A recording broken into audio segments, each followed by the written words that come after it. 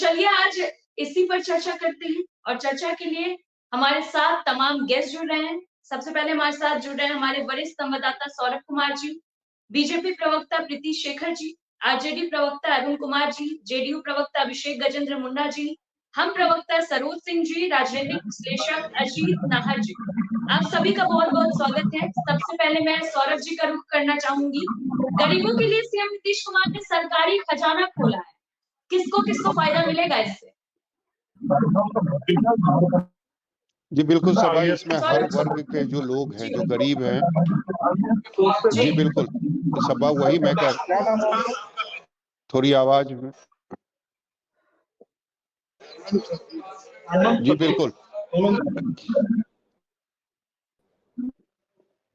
सरोज जी, या आपके ऑडियो में कुछ, जी बिल्कुल सभा, मैं कह रहा था कि इसमें हर वर्ग के जो गरीब लोग हैं सभी को फायदा मिलेगा, क्योंकि नीतीश सरकार ने, आपको याद होगा कि बिहार में उन्होंने जाति आधारित गणना करवाया था, और जब गन्ने के जो आंकड़े थे जब वो जारी हो गए थे, उसके बाद विधानसभा के पटल पर आरक्षण की मांग रखी गई थी कि सब जो वर्ग, जिस वर्ग की जितनी भागीदारी हो उसके अनुसार उनको हिस्सेदारी उनकी होनी चाहिए। उसके बाद बिहार सरकार ने ऐतिहासिक फैसला लिया, सभी को आरक्षण देने का, आरक्षण की जो बिहार में दायरा था उसको बढ़ाने का बिहार सरकार ने काम किया।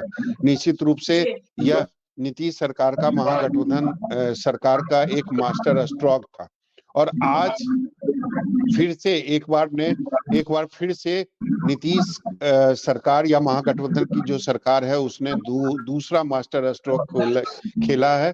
2024 के पहले उसने अब ये फैसला लिया है कि जो जाति आधारित गन्ने के जो आंकड़े जारी हुए थे उसमें यह आंकड़ा आया था कि बिहार में 94 लाख से ज्यादा जो लोग हैं वो गरीब हैं, वो सभी समुदाय के लोग थे, सभी वर्गों के लोग थे। तो उसी समय नीतीश सरकार ने कहा था कि सभी को सरकारी सहायता मिलेगी। तो अब सरकार ने ये तय कर लिया है कि 2 लाख रुपया उनको दी जाएगी, और कैबिनेट में जो राशि थी उसका भी आवंटन हो चुका है। तो ये भी फैसला लिया गया है कि पहले साल जो है 25%, दूसरा साल 50% और तीसरे साल 25%, यानी 2 लाख की जो राशि है ये 3 किस्तों में गरीबों को दी जाएगी, और जो गरीब परिवार है उसमें किसी एक व्यक्ति के नाम पर ये राशि दी जाएगी। तो निश्चित रूप से एक बड़ा कदम है महागठबंधन की सरकार का, और 2024 के पहले एक मास्टर स्ट्रोक भी इसे माना जा रहा है, और मुझे लगता है कि इसका फायदा महागठबंधन की सरकार को 2024 और 2025 के चुनाव में जरूर मिलेगा। जी, तो अगला सवाल ले लेते हैं अभिषेक गजेंद्र मुंडा जी से। चुनावी साल है, ऐसे में विपक्ष का कहना है कि चुनाव को देखते हुए ये ऐलान किया गया है, क्या कहना चाहेंगे इस पे? देखिए, विपक्ष तो लोग कहते रहते हैं, उनका काम ही है कहने का, कुछ कुछ कहते रहेंगे और हम लोग काम करते रहेंगे। हमारी सरकार प्रतिबद्ध है, जैसा कि हमारे सौरभ सर को अभी सुन रहे थे, उन्होंने कहा कि जो है जो जैसे जाति जनगणना हुई, जाति जनगणना के आधारित 94,000 परिवारों को ऐसा चिन्हित किया गया जो बहुत गरीब हैं, वो हर वर्ग से हैं, वो दलित भी हैं, वो पिछड़ा भी हैं, वो अति पिछड़ा भी हैं, वो समान वर्ग से भी हैं, वो मुसलमान भी हैं। तो हर एक समुदायों को, जाति से, सभी जाति के लिए ये 94,000 परिवारों को चिन्हित किया गया है, और उन्हें, जैसा कि अभी सौरभ जी को मैं सुन भी रहा था, सही बताए हैं वो भी कि 3 किस्तों में रुपये मिलना है। तो बिहार के लिए ये काफी खुशी की बात है, हम लोग खुश हैं, और बिहार का जनता इस बार काफी खुश है, चूंकि देखिए कि ये काम करने वाली सरकार है। अभी नौकरियों की, टीचर्स की दूसरी बहाली हुई, तो इसी तरह से हम लोग लगातार पैरामेडिकल का हो, चाहे अभी लाइब्रेरी साइंस के लिए जो बच्चे हैं मार्च या अप्रैल में उसका भी आ रहा है। तो हम लोग काम कर रहे हैं। विपक्ष का काम है कि झूठी फूसी एकदम राजनीति करते हैं, उनको जानते हैं कि आप जाति में लड़ाना, धर्मों में लड़ाना, वो तो धर्म की राजनीति करते हैं। जैसे कि अभी देखिए कि हमारे हिंदुत्व की बात होती है, राम मंदिर में लोग, राम मंदिर पे देखिएगा तो हमारे चारों शंकराचार्य उठे हुए हैं। तो कहीं ना कहीं लोग ना सही रूप से हिंदुत्व का बात करते हैं, ना सही रूप से ये काम देने का बात करते हैं। इनसे जुमलेबाज सरकार आज तक भारत में नहीं मिला है, जिस तरह से ये मोदी जी चला रहे हैं। सभा जी।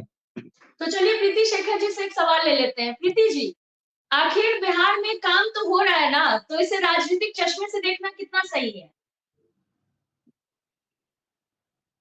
बिल्कुल नहीं सभा जी, हर चीज को राजनीतिक चश्मे से नहीं देखा जाता है। सबसे पहले तो मैं बिहार सरकार ने जो फैसला लिया है उसका तो मैं स्वागत करती हूँ। साथ ही साथ मेरे मन में कुछ प्रश्न है इसको लेकर कि जिस बिहार का बजट 2,63,000 करोड़ का है और जिसमें लगभग 75% हिस्सेदारी केंद्र सरकार की है वर्तमान में, उस सरकार ने यह तय नहीं किया है या हम लोगों तक अब तक बात यह पहुंची नहीं है कि जो 93 लाख लोगों को जो यह 2-2 लाख रुपए की योजना का लाभ उन्हें दिया जा रहा है कि वो अपना कुछ लघु कुटीर उद्योग वो लगा सकते हैं, तो इसके मद में जो पैसे आएंगे वो कहाँ से आएंगे, पहली बात। दूसरी बात यह है कि इसमें आपने देखा होगा कि यह जो योजना जो लाई गई है यह 5 वर्षों के लिए लाई गई है। पहले वर्ष में जो इसमें 25 रीजन होगा, फिर 50%, देन फाइनली इसको 25% दिया जाएगा। तो अब 2 लाख के कुल रकम में उसका 25% आप समझ लीजिए कि 50,000 रुपये पहले किस्त में दिया जाएगा, उसके बाद फिर लोग चुनाव में जाएंगे। तो इस तरीके से आप हमारे मन में यह प्रश्न है, यह दुविधा है कि इसको अक्षर से पालन किया जाएगा अथवा नहीं किया जाएगा, और यदि किया जाएगा तो इसका प्रबंध सरकार कैसे कर रही है, क्योंकि ऑलरेडी अभी जो कई घाटों में चल रही है सरकार ऋण अदायगी में, उन्हें लगभग 18,900 करोड़ रुपए उन्हें ऋण अदायगी में देना पड़ रहा है। उन्हें सूद में 23,000 कुछ करोड़ रुपए उनको सूद में देने पड़ रहे हैं। तो ये मेरी बात में या समझ में यह बात नहीं आ रही है कि आखिर इन पैसों का इंतजाम कहाँ से करेगी सरकार। इस बात का कहीं पर कोई प्रोविजन या इस बात की कोई चर्चा हमने न सुना न अभी तक पढ़ा है। उम्मीद करती हूँ कि इसको स्पष्ट करेगी सरकार, क्योंकि जब भी सरकार जब कोई योजना लाती है तो इन्हें यह बताना पड़ता है कि वो आखिर कहाँ से लाएंगे, क्योंकि जब तक वो बताएंगे नहीं तब तक यह स्पष्ट नहीं हो पाएगा कि वो जो कह रहे हैं वो सत्य साबित होगा, जो घोषणा उन्होंने की है सरकार ने वो धरातल पर लागू होगा, तब तक हमें भरोसा नहीं हो सकता है। क्योंकि हमने पहले भी ऐसे देखा है, कई सारे एग्जाम में बीच में पेपर लीक हो जाते हैं, उसकी परीक्षाएं आयोजित नहीं होती हैं, लोग एक तरफ बीपीएससी का की परीक्षा देकर भी क्वालिफाई करते हैं, फिर प्रीति जी जो मुद्दा है हम लोग उसी पर रहे हैं। ये परीक्षा नहीं है, कल कैबिनेट में जो फैसला हुआ ना नहीं, मैं सारी बात मैं कह रहा हूँ आपको ये चीजें केंद्र सरकार से भी पूछनी चाहिए कि अगर आप मुफ्त में अनाज दे रहे हैं तो वो राशि कहाँ से आएगी, वो आप नहीं पूछेंगे। लेकिन बिहार सरकार से अगर आप पूछ रहे हैं तो ठीक है, आपका सवाल जो है जायज है, लेकिन अभी तक आप बताइए ना, ये फैसला जो है एक तरफ रोजगार दे रही है महागठबंधन की सरकार, दूसरे तरफ अगर गरीब लोगों को 2 लाख रुपया दिया जा रहा है तो इसका निश्चित रूप से स्वागत करना चाहिए। इस पर अभी हम लोग सवाल नहीं खड़ा कर सकते। 1 साल के बाद अगर ये राशि नहीं आती है, गरीबों के खाते में नहीं आती है, सवाल हम तब खड़ा करेंगे। अभी तो उनके पास 1 साल का टाइम है। आपको पहले ही सबसे पहली बात तो मैंने स्वागत से ही शुरुआत की अपने बातों की कि मैं स्वागत करती हूँ, लेकिन विपक्षी दल के नाते, उसके प्रवक्ता होने के नाते हमारे दल की भी यह चिंता है, चूंकि हम भी जन सरोकार से जुड़े हुए हमारी पार्टी है और लगातार विपक्ष में है, तो हमारा जानना, हमारा समझना, हमारा पूछना दायित्व है कि हम पूछेंगे सरकार से, क्योंकि सिर्फ घोषणा कर देने मात्र से कोई भी चीजें स्थायी रूप से लागू तो नहीं हो सकती। तो यह पूछना हमारा फर्ज और सरकार का यह दायित्व बनता है कि वो इन बातों को स्पष्ट करे। जहां तक बात है घोषणा का, तो मैं बिल्कुल, हमारी पार्टी इसका स्वागत करती है कि अच्छी बात है कि जो आंकड़े निकल कर आए, जो गरीबी वहां पर दिखी विभिन्न वर्गों में, उनके लिए यदि कोई कल्याणकारी योजनाएं यदि चलाई जाती है तो निश्चित रूप से उसका लाभ सबों को होगा। लेकिन उसके पीछे का दूसरा पहलू भी है सौरभ जी, आप उस पर थोड़ा ध्यान दीजिएगा। अभी मुख्यमंत्री उद्यमी योजना चलाया गया, महिला मुख्यमंत्री उद्यमी योजना लाया गया, उसमें से जब हम लोग पूरा जिलावार, हम तो सभी जिलों की बात नहीं करते हैं,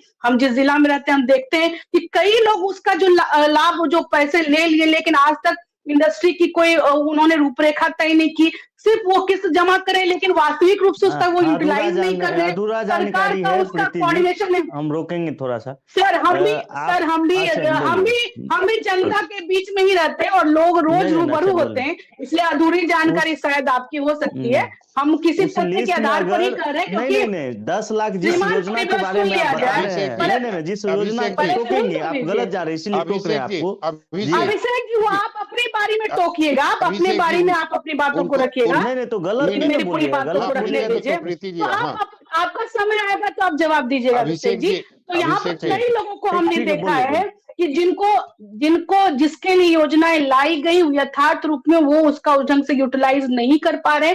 तो क्या सही तरीके से सरकार लाभ दे पा रही है? मॉनिटरिंग नहीं है। तो आप नई योजनाएं तो ला रहे हैं, लेकिन जो पूर्व में जो योजनाएं चल रही है उसकी न तो आपके पास मॉनिटरिंग है, ना तो आप उसको अपग्रेड कर पा रहे कि यदि कहीं कुछ लैकिंग है सिस्टम में तो उसको कैसे दुरुस्त किया जाए।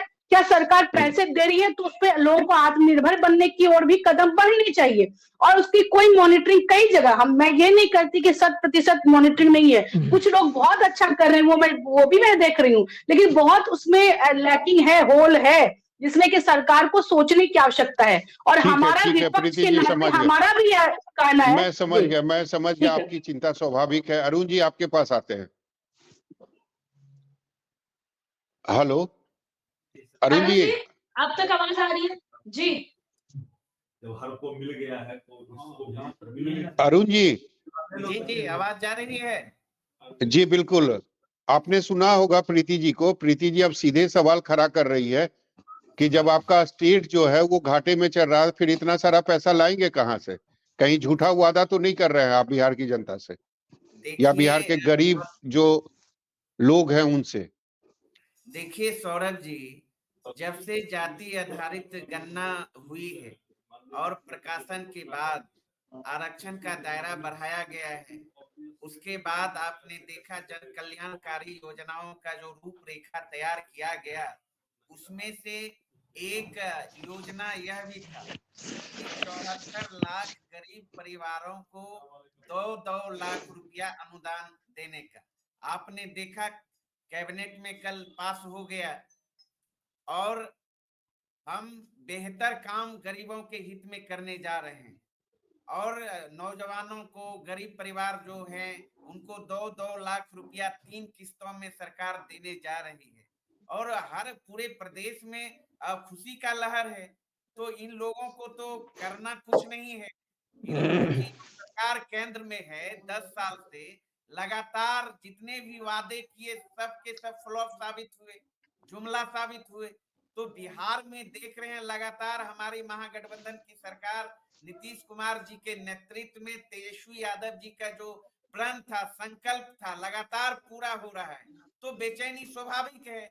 चाहे आप देखिए शिक्षा विभाग में 2,17,000 नौकरियां दी गई, चाहे आप 4.5 लाख से अधिक नियोजित शिक्षकों को शिक्षा राजकर्मी का दर्जा दिया गया, चाहे मानदेय दोगुनी की बात कर लें, तो चारों तरफ चहुओर विकास की बयार बह रही है। तो इन लोगों तो सवाल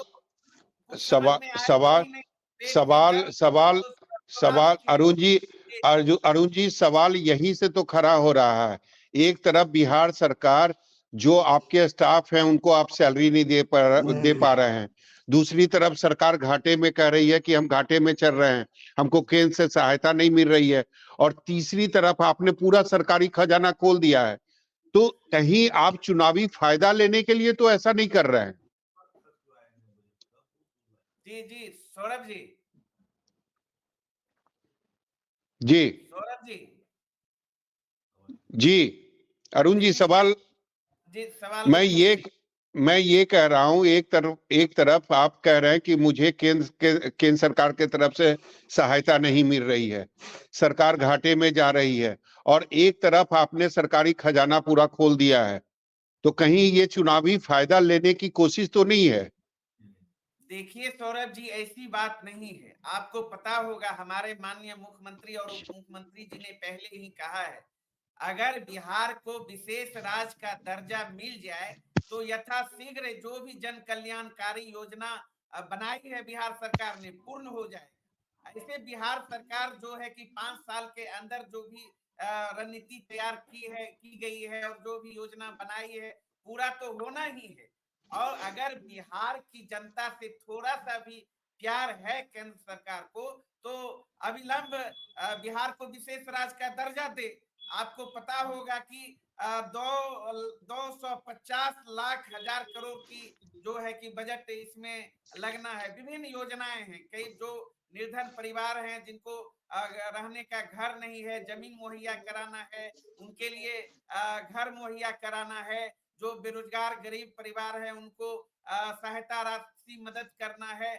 बहुत तरह की योजनाएं हैं, लेकिन सरकार जब अपने दम पे करेगी तो निश्चित रूप से जो सरकार का अपना नीति है, रणनीति है, उस अपने नीति और रणनीति से काम करेगी। उसी के तहत जो है कि आपने देखा कि कल जो कैबिनेट में पास किया गया है 2 लाख रुपया जो बेरोजगारों को सहायता राशि प्रदान करनी है, तो किन 3 किस्तों में किया जाएगा। प्रथम किस्त में 25%, फिर सेकेंड किस्त में 50%, फिर थर्ड किस्त में 25% पैसा हम देने का काम करेंगे। तो इसमें कहाँ कोई दिक्कत है सौरभ जी? जी बिल्कुल। अजीत जी भी हमारे साथ है। अजीत जी, ये बताइए आपको क्या लगता है, सरकार ने, बिहार सरकार ने यह जो फैसला लिया है कि हर वर्ग के जो गरीब लोग हैं उनको 2 लाख रुपया दिया जाएगा, 3 किस्तों में ये राशि उनको मिलेगी, सरकार के फैसले के बारे में क्या आपकी क्या राय है, क्या सोचते हैं आप? देखिए, राजनीतिक रूप से तो ये सही फैसला है राजनीतिक रूप से, लेकिन इसके जनता को क्या कितना हित मिलेगा ये बहुत दूरदर्शी रखनी होगी। 2 लाख रुपए मात्र से क्या रोजगार होते हैं ये आपको ही पता और हमें ही पता और सबको पता है। 2 लाख रुपए वो भी 3 किस्तों में दिए जाएंगे। एक तकरीबन 3 करोड़ परिवारों में से 94 लेके 1 करोड़ हम बोल दें, 34% लोगों को ये अगर फायदा मिल रहा है तो किस तरीके से इस फायदे का लाभ आने वाले समय में उठा पाएंगे। ऐसा तो नहीं कि 2 लाख रुपए दिए जाएंगे 1 साल में वो लोग खर्चा कर देंगे। ये रोजगार किस प्रकार के होंगे ये जानना बहुत जरूरी है। एक व्यवसायिक परिवार से मैं आता हूँ तो मुझे पता है कि 2 लाख रुपए में क्या रोजगार हो पाएंगे, उसमें से कितने परिवार इसका लाभ लंबे समय या पूरे जीवन पर्यंत उठा पाएंगे। लेकिन सबसे अतिरिक्त ये समझना बहुत जरूरी है कि 2.25 लाख करोड़ तकरीबन जो बजट है बिहार सरकार का, उसमें 2 लाख करोड़ का सिर्फ ये एक ही पद में अगर ये खर्चा कर देंगे तो ये बाकी का खर्चा कैसे उठाएंगे? क्या इसको केंद्र सरकार पर निर्भर होना होगा या कोई नया टैक्स लेकर के आएंगे? ये अपना बैलेंस शीट को कैसे मेंटेन करेंगे, अपने बजट को कैसे मेंटेन करेंगे, ये देखना बहुत जरूरी है। तो चुनावी वर्ष का दौर है, इसलिए ये घोषणाएं होना स्वाभाविक है। तो एक घोषणा के रूप में राजनीतिक रूप से तो थोड़ा फायदा जरूर मिल सकता है, लेकिन ये बहुत लंबा कोई इसका फायदा, कोई बेनिफिट मिलेगा या जनता का हित होगा मुझको नहीं लगता, क्योंकि ऐसी योजनाएं तो कहीं आती रही है, लेकिन रोजगार का फायदा तो वही उठा पाया जिसमें स्किल हो, जिसमें उस रोजगार को आगे बढ़ाने की क्षमता हो। तो क्षमता के सिर्फ धन के आधार के ऊपर भी कोई रोजगार में सृजन कर लेगा, कोई नया क्रिएशन कर लेगा या कोई देश हित में कार्य कर जाएगा, ऐसा कोई मुझको नहीं लगता है कि इतना बड़ा फायदा होगा। बट राजनीतिक रूप से इस देश की जनता को थोड़ा सा लालच दिया जाए, कहना नहीं चाहिए मैं भी इस देश का नागरिक हूँ, मगर इस देश के नागरिक को थोड़ा सा लालच दिया जाए, उस राजनीतिक दल की ओर वो चल देते हैं। ये बदलना हम सबका कर्तव्य है, लेकिन कोई भी दल इस प्रकार का काम नहीं कर पाता। घोषणाएं बहुत करती, बीजेपी एक समय में आरक्षण की विरोधी थी, आज वो आरक्षण की बात करती है। बाकी सभी दल तो आरक्षण की सहयोग करते रहे, लेकिन यहाँ पर आरक्षण या जातिगत आधार पर जो जनगणना हुई है उसका कोई फायदा ये तो देखा तो ये तो गरीबों को दिया जा रहा है 94 लाख। तो ये आप मान लीजिए कि राजनीतिक या जातिगत जो जनगणना हुई है उसका तो कोई फायदा मिल नहीं रहा है। ये तो वैसे भी गरीबों को मिलना चाहिए था, वो नहीं किया। लेकिन क्या ये रोजगारों के लिए जो धनराशि उपलब्ध कराई जा रही है तो क्या उससे उतरे रोजगार उपलब्ध होंगे? उन रोजगारों से क्या वो अपना जीवन पर्यंत अपना जीवन यापन कर पाएंगे? ये देखना अभी बाकी रहेगा। राजनीतिक रूप से तो मुझको लगता है थोड़ा फायदा यहाँ पे नीतीश कुमार जी को हो पाएगा। तो अब ये आगे सबसे जो है जी बिल्कुल। अभिषेक जी, हमारे दर्शकों को थोड़ा समझा दीजिए, अगर एक गरीब परिवार है उसमें 5 सदस्य हैं। सर, आपके प्रश्न के जवाब से पहले हम अजीत जी को थोड़ा सा सुन रहे थे। अजीत जी का स्पष्टीकरण हम देना चाहते हैं। तो अजीत जी, जैसा कि आप जानते हैं, बोल रहे हैं आप, अजीत जी बोले कि अभी जो है कि जातीय जनगणना हुई, इनको कोई फायदा नहीं लग रहा है।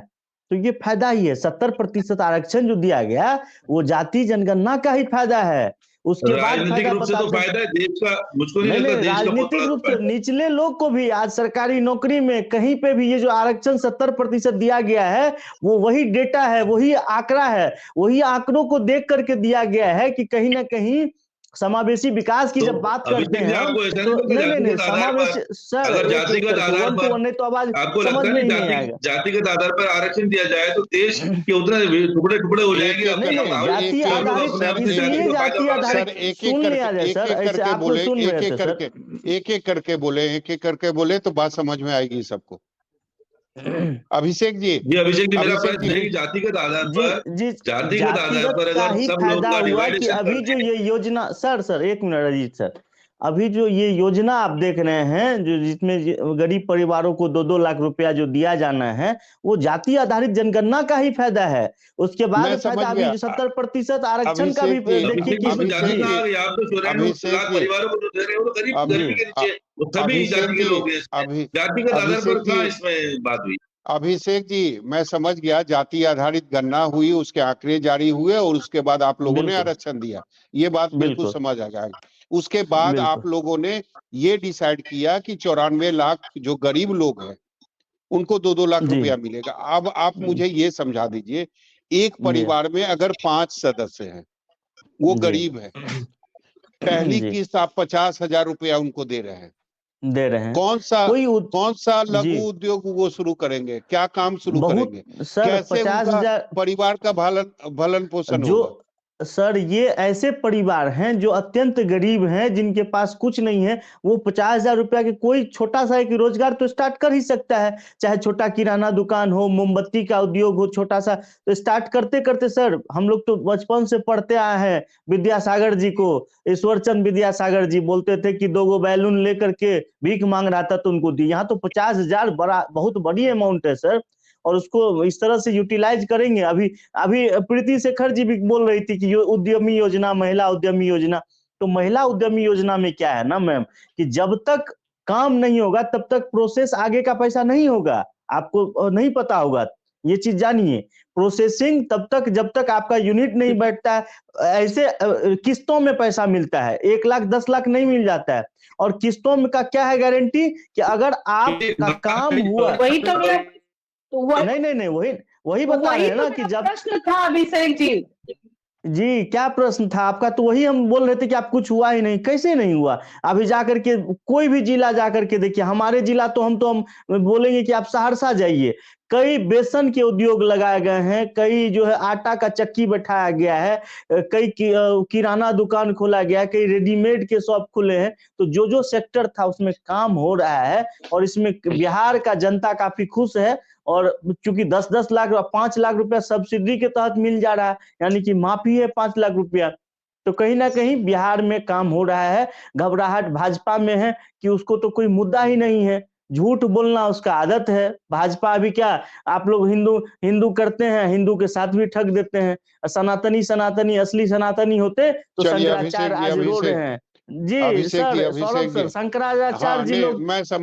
मैं समझ गया, मुद्दे पर हम लोग रहे तो वो ज्यादा अच्छा है। प्रीति जी, 50,000 में कौन सा किराना दुकान शुरू होगा, आप बता दीजिए।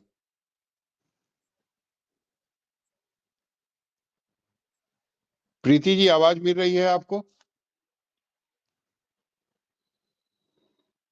प्रीति जी, आवाज मिल रही है आपको?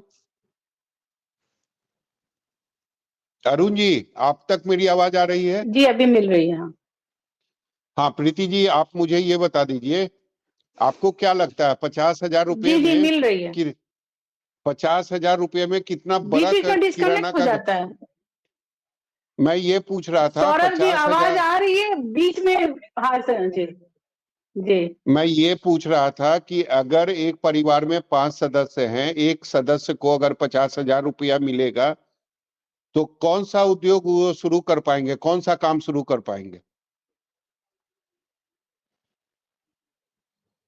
एकदम आप ही की तरह चिंता हमारी भी, इसलिए है मैंने इस बात से अवगत कराया आपको कि कोई भी परिवार इतने कम रकम में, और चूंकि ये चुनावी वर्ष है इसलिए ऐसा समझा जा सकता है कि 50,000 आप अभी दे रहे हैं शुरुआत तो वो कुछ अच्छे ढंग से कर नहीं पाएंगे, फिर वो आगे कंटिन्यू करेगी या नहीं अथवा नहीं करेगी इस योजना, इसमें संशय है। और जहां तक अभी अभिषेक जी और अरुण जी कह रहे थे कि भारतीय जनता पार्टी के बारे में, तो अभी भी नीति आयोग का जो रिपोर्ट आया है वो मल्टी डायमेंशनल पॉवर्टी इंडेक्स के आधार पर, जो 12 अलग अलग मानकों के आधार पर जो तय किया गया, उसके आधार पर पिछले 9 वर्षों में लगभग 25 करोड़ लोग देश से गरीबी रेखा से बाहर आए हैं।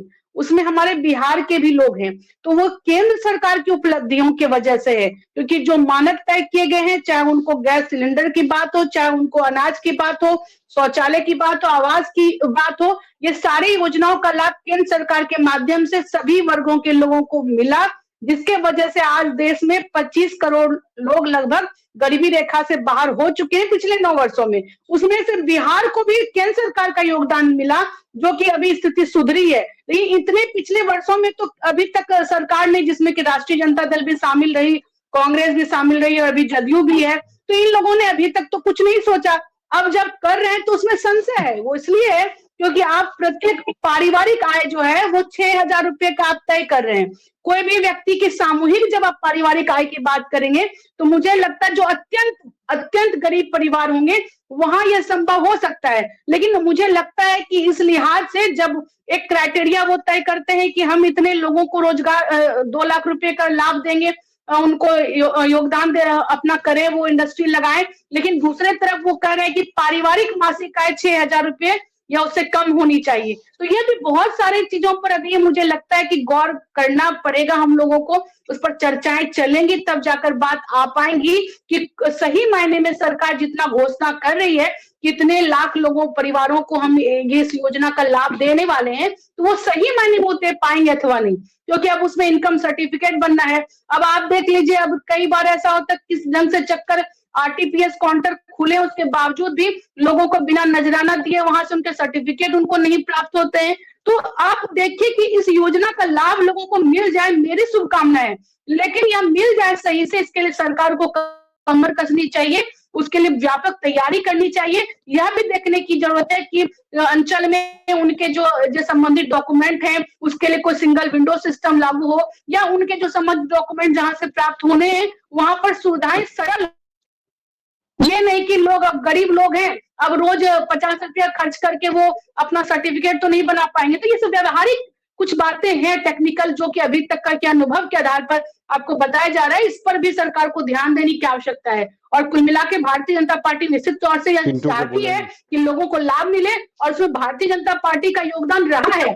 अगर ऐसा नहीं रहता तो बिहार में इतने लोग कैसे 9 वर्षों में गरीबी रेखा से बाहर आ जाते। ये हम नहीं करें, ये नीति आयोग का ये पॉवर्टी लाइन का जो इंडेक्स था उसके आधार पर जो आंकड़े आए उसके आधार पर मैं कर रही हूँ। इसीलिए सौरभ जी, मुझे लगता है कि ठीक है, वो अपना जो अभी सत्ता पक्ष के जो बातें हो रही है, वो जो कार्य कर रहे हैं उसके गुणगान तो होने चाहिए, लेकिन वो भारतीय जनता पार्टी पर यदि वो आरोप लगाते हैं तो ये कहीं से मुनासिब नहीं है। उनको तो धन्यवाद देना चाहिए बिहार सरकार को कि केंद्र सरकार के ही कारण आज बिहार से भी कई लोग पॉवर्टी लाइन से बाहर निकले हैं। उसमें केंद्र सरकार की योजनाओं का सबसे अहम योगदान है, क्योंकि यहाँ पर तो बाकी आप देख लीजिए, हर घर नल जल का क्या हश्र हो रहा है, क्या जल जीवन हरियाली में आप देख लीजिए, वो पैन डैम और तालाब के जीर्णोद्धार के नाम पर यहाँ पर क्या खेल चल रहा है, यह बात किसी से छिपी नहीं हुई है। शहरों में तो इसका बिल्कुल ये लूट ही है, बिल्कुल इस योजना के माध्यम से सरकार सिर्फ आईवाज कर रही है। तो यह सरकार को सोचना पड़ेगा कि सिर्फ कहने से सब चीज हो नहीं जाता, उस करने के लिए इरादा नेक होना चाहिए, और उस इरादा नेक में आपको ग्राउंड लेवल पर जाकर देखना पड़ेगा कि आपने पहले जो योजनाएं चलाई हैं उसका क्या आउटपुट है, क्या वो सही ढंग से मिल रही है कि नहीं। कि 10 लाख रुपए, ये सारी जानकारी है अभिषेक जी हमको, लेकिन मैंने जो आपको जो मेरा क्वेश्चन ये था कि सरकार योजना लाती है, पहले किस दी, तो आप तो प्रोजेक्ट के आधार पर ना आप लोन दिए, स्वीकृति हुई, उसके बाद ही तो आप उसको सैंक्शन किया 10 लाख का लोन, 10 जिसमें 5 लाख सब्सिडी भी है। तो उसमें तो आपको पहले तय करना चाहिए, आपको विजिट करना चाहिए ताकि लोगों ने शुरू किया कि नहीं। तो मेरा थोड़ा सा हमारी तरफ से भारतीय जनता पार्टी की यही चिंता है कि सरकार इसको बेहतर ढंग से करे और जो प्रबंध वो कैसे करेगी इन पैसों का, उसको सार्वजनिक आंकड़ा करे, ये हमारा प्रश्न है। जी बिल्कुल। सरोज सिंह जी काफी देर से जुड़े हुए हैं। ये बताइए कि सरकार ने जो फैसला लिया है कि गरीबों को, जो सभी वर्ग के लोग हैं, उनको 2-2 लाख रुपया दिया जाएगा, कैसे देखते हैं इस फैसले को? देखिए, हम तो अभी काफी देर से सॉरी माफी क्षमा चाहते हैं कि काफी देर से जो डिस्कशन हुआ और डिस्कशन में हमने कोशिश की आने की, लेकिन नेटवर्क नहीं रहने के कारण, चूंकि हमारा कल पार्टी का अधिवेशन है इसलिए हम दिल्ली में हैं और आपके अभी प्रेस क्लब में थे तो नेटवर्क नहीं आ रहा था, बार बार आ रहे थे। हम कभी गाड़ी में निकले हैं फिर भी नेटवर्क गाड़ी में कर रहे हैं। मेरा ये कहना है कि जो ये सरकार, सरोज जी, अधिवेशन में तो अभी अधिवेशन होने वाला है, अधिवेशन कल होने वाला है, इसमें जो फैसला आएगा वो आपके सामने आएगा, बस आपसे थोड़े छुपा रहेगा फैसला। फैसला जो आएगा आपके साथ सामने रहेगा। सबसे जो आपका जो सवाल है उसका सबसे पहले हम आपको जवाब दे दें। ये जो अभी जो नीतीश कुमार जी का जो अभी जो ये आया है सपना, ये सपना दिखा रहे हैं बिहार के जनता को, बिहार के बेरोजगारों को। चुनाव के समय ये सपना दिखा रहे हैं और ये सपना बेच रहे हैं और ये झूठ का पुलिंदा। चुनाव के समय चुनावी शगुफा है इनका, और चुनाव आने वाला है तो आज के बाद, आज के पहले इतना दिनों में 17 साल में तो कभी बेरोजगार युवाओं को कभी इनको दिखाई नहीं दी। बेरोजगार के लिए 2 लाख रुपया, 2 लाख रुपया क्या भीख दे रहे हैं क्या इनको? लाए भी तो 2 लाख रुपया लाए। ये तो एकदम समझिए कि बेरोजगारों के ऊपर तमाचा है ये इनके चुनाव के समय इनका एक शगुफा है और इससे ज्यादा कुछ नहीं है। बेरोजगारों को ठग रहे हैं और जो अभी बहाली भी जितनी भी बहालियां हुई है वो सब में आपको पता ही है। ठीक है, बहाली होना, रोजगार देना बहुत अच्छी बात है, लेकिन आप एक प्रॉपर वे में दीजिए ना, कितने लोग आए कितने लोग नहीं आए, उसकी सारी डाटा सरकार को श्वेत पत्र जारी करनी चाहिए। मेरा ये कहना है ये झूठ का पुलिंदा है। चुनाव के समय ये सोची समझी साजिश के तहत ये हो रही है, जानबूझ करके ये कर रहे हैं। चलिए अरुण जी, आपसे मेरा एक सवाल है कि आप लोग ये जो 94 लाख लोगों को चिन्हित किए हैं, ये सभी वर्गों के गरीब लोग हैं और ये जाति आधारित जो गणना हुआ था उसके आंकड़े को ध्यान में रखकर इनको चुना गया है। तो आप मुझे ये बताइए, जो टीम गई थी, हर गांव में गई थी, हर मोहल्ले में गई थी, तो उन्होंने तो केवल पूछताछ के आधार पर तय कर लिया कि वो गरीब है। तो ये भी संभव है कि एक मिनट सरोज जी एक मिनट, अरुण जी, तो आप मुझे ये बताइए, कई लोग अपने बारे में गलत भी तो रिपोर्ट दे दिए होंगे कि हम गरीब हैं, मेरे पास आमदनी का कोई सोर्स नहीं है। तो इसमें सरकार ग्राउंड पे जाकर तो रियलिटी चेक नहीं कर रही है। आप लोगों ने सीधा ऐलान कर लिया कि 2 लाख रुपया देंगे, तो इसमें गड़बड़ी भी तो हो सकती है आगे। अरुण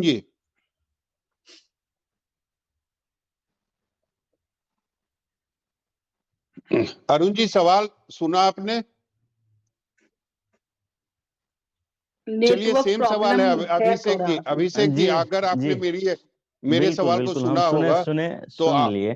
सर देखिए कि ये जो अभी आप डाटा देख रहे हैं, ये जाति आधारित गणना का, उसमें हर एक घर में जाकर के जो शिक्षक नियुक्त किए गए थे इस काम करने के लिए, बाय डेटा, उसके साथ साथ जो है सो देखा उन्होंने कि उसके घर में है क्या नहीं है। नहीं, उन्होंने कुछ नहीं देखा।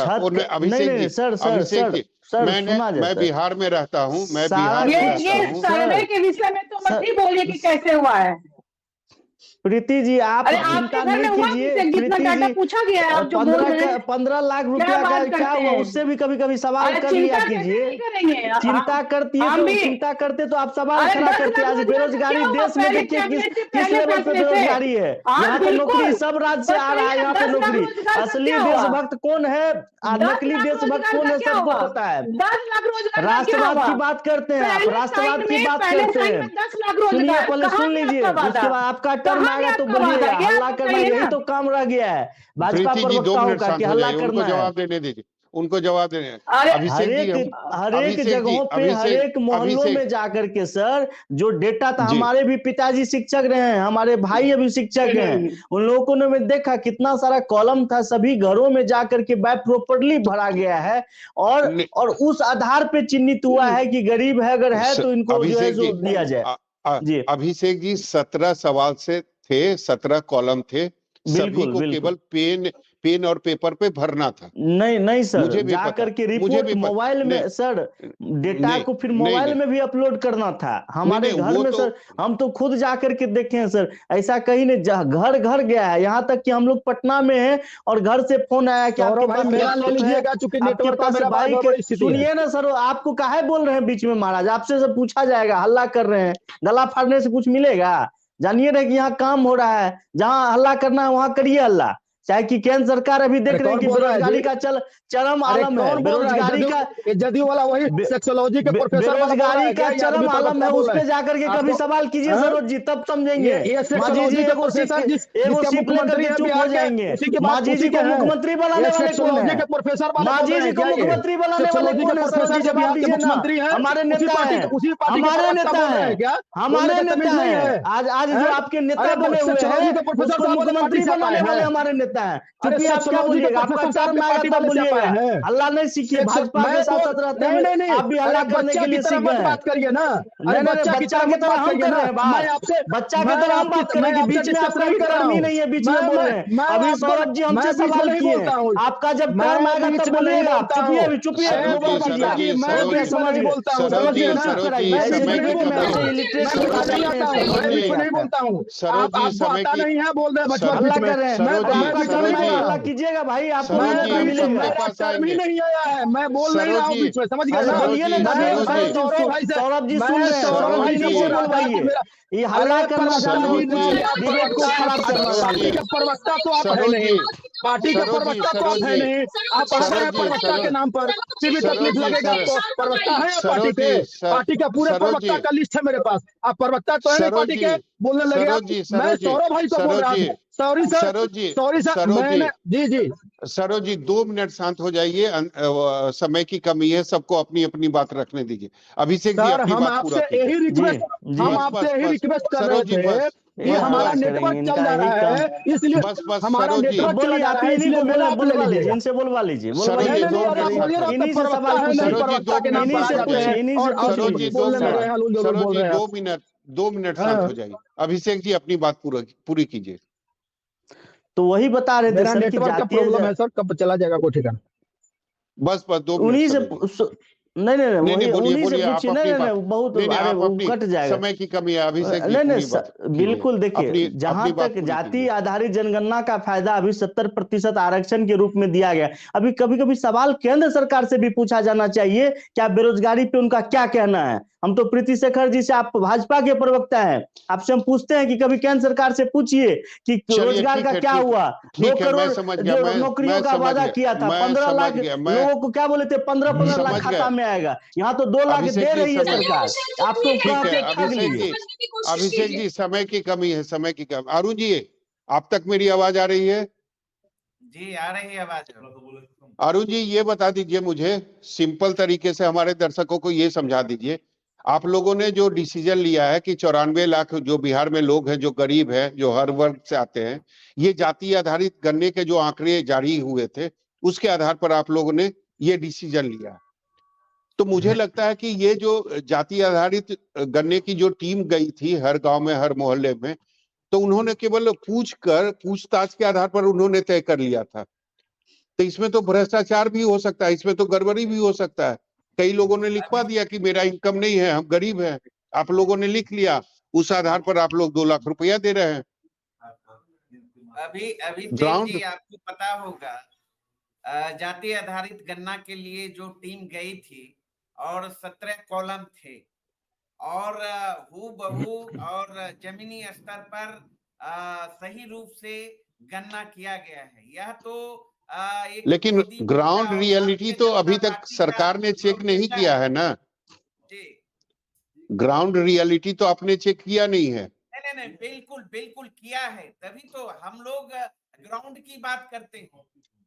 और हम एक भी व्यक्ति कोई आज तक क्यों नहीं आया मीडिया में? बड़े बड़े नेता, भारतीय जनता पार्टी के लोग तरह तरह का अफवाह फैलाने का काम किया, लेकिन आधिकारिक तौर पर कई बार हमारी सरकार ने चुनौती भी देने का काम किया, लेकिन एक भी व्यक्ति सामने नहीं आया आधिकारिक तौर पर।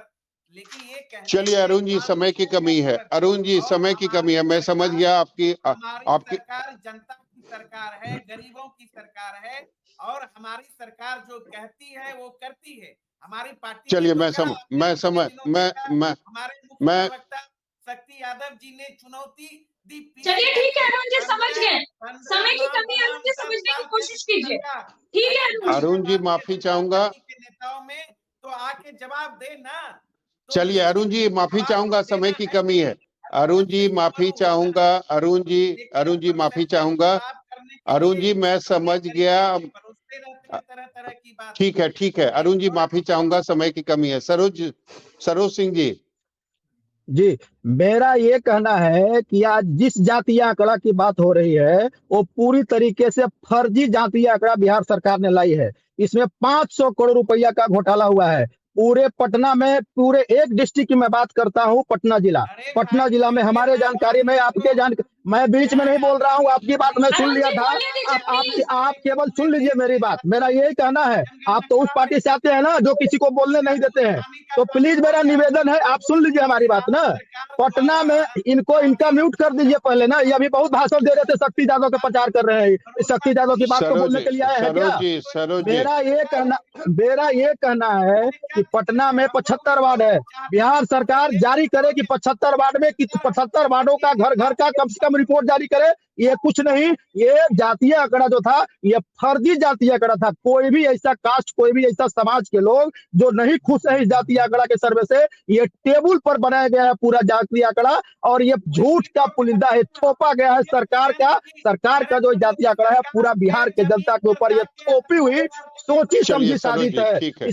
इसके अरे पहले इनका तो सौरभ भाई म्यूट करा दीजिए ना, इनको म्यूट करा दीजिए तो बोलने नहीं देंगे किसी को।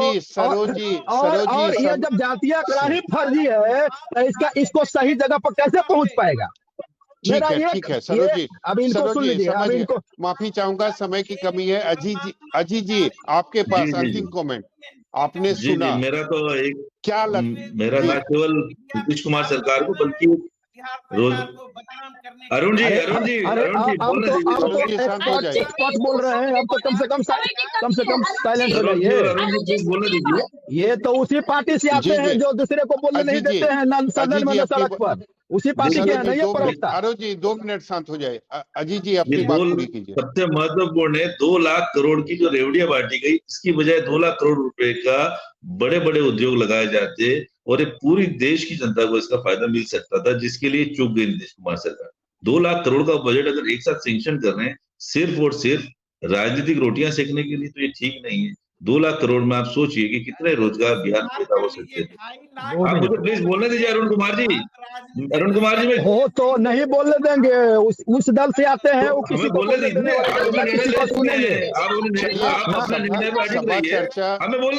उनकी आवाज को म्यूट करिए। ये नहीं तो सबसे बड़ी बात है रोजगार, गांधी मैदान में स्पीच देने के लिए आए हैं, इनको पता नहीं टीवी डिबेट हो रहा है। माफी चाहूंगा, समय की कमी है, चर्चा को यही खत्म करना पड़ेगा। तो सभा आपने देखा, निश्चित रूप में ये एक बड़ा कदम है बिहार सरकार का, लेकिन सबसे बड़ी बात है कि मुझे लगता है कि आने वाले समय में इसमें गड़बड़ियां भी काफी ज्यादा होगी, कि जिस तरीके से बिहार में जाति आधारित गणना हुई थी और 17 कॉलम जो है वो लोगों से पूछ कर भरा गया था, तो निश्चित रूप से कई ऐसे घर होंगे, कई ऐसे सदस्य होंगे जो अपनी बारे में झूठी उन्होंने जानकारी दी होगी। जी बिल्कुल। और सरकार ने अभी तक कोई रियलिटी चेक नहीं किया है, तो मुझे लगता है कि ये जल्दबाजी में लिया हुआ फैसला है। सरकार को एक बार जरूर ग्राउंड रियलिटी चेक करनी चाहिए कि सच में जो लोग बोल रहे हैं वो गरीब हैं, वो गरीब है या नहीं है, उनके पास मकान है या नहीं है, उनकी आमदनी क्या है, ये सब चेक करना चाहिए था। उसके बाद ही जो सरकारी सहायता राशि जो कह रही है सरकार कि हम 2 लाख रुपया देंगे, उसके बाद ही इन्हें सेंक्शन करना चाहिए था। लेकिन सबसे बड़ी बात है कि 2024 का लोकसभा चुनाव है और उसके पहले मुझे करना है ताकि हम चुनावी फायदा ले सकें। बिल्कुल, बहुत बहुत शुक्रिया आपका हमारे साथ जुड़ने के लिए। दरअसल सरकार ने वादा तो कर दिया है, 2 लाख रुपए देने का भी ऐलान किया है। पहले जातिगत जनगणना बिहार सरकार ने करवाई, उसके बाद सरकारी नौकरियां बांटी और अब जरूरतमंदों को रुपए देने का ऐलान किया गया है। लेकिन अब ये देखना दिलचस्प होगा कि ये चुनाव के मद्देनजर किया गया है या असल में बिहार सरकार ऐसा कुछ करने वाली है। फिलहाल के लिए इतना ही। देखते रहिए News 24 बिहार झारखंड।